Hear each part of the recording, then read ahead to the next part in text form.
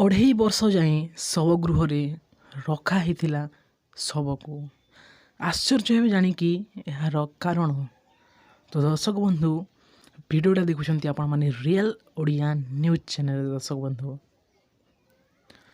ତ ଦର୍ଶକ ବନ୍ଧୁ, ମୁମ୍ବାଇର ଧାରାବିର ଜଣେ 12 ବର୍ଷର ଯୁବକଙ୍କର ଅଢ଼େଇ ବର୍ଷ ତଳେ ମୃତ୍ୟୁ ହୋଇଥିଲା ଦର୍ଶକ ବନ୍ଧୁ, 2018 ମସିହାରେ।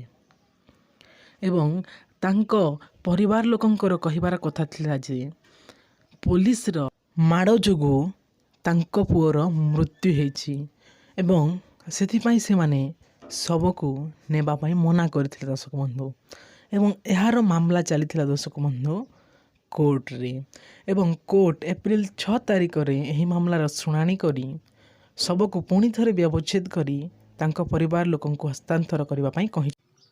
ଦର୍ଶକ ବନ୍ଧୁ, ଏ ତ ଥିଲା ଆଜିର ଭିଡ଼ିଓଟା ଯଦି ଆପଣଙ୍କୁ ଭଲ ଲାଗିଥାଏ ତାହେଲେ ଭିଡ଼ିଓକୁ ଗୋଟେ ଲାଇକ୍, ଭିଡ଼ିଓରେ ସେୟାର, ଭିଡ଼ିଓକୁ କମେଣ୍ଟ ନିଶ୍ଚିନ୍ତ କରନ୍ତୁ ଏବଂ ଆମ ଚ୍ୟାନେଲ୍ ନୂଆ ଆସିଥିଲେ ଚ୍ୟାନେଲକୁ ସବସ୍କ୍ରାଇବ୍ କରିନିଅନ୍ତୁ।